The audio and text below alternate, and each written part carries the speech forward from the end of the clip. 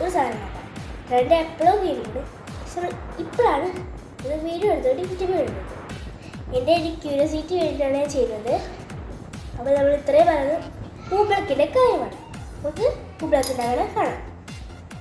First നമുക്ക് കുറച്ച് വെള്ളം നമുക്ക് പാകത്തിന് ഒഴിച്ചു കൊടുക്കാം.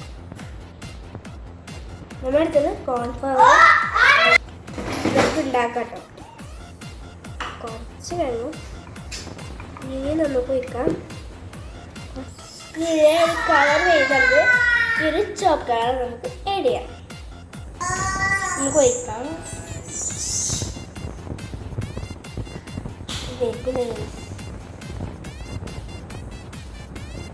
മിക്സ് ചെയ്യാം കേട്ടോ.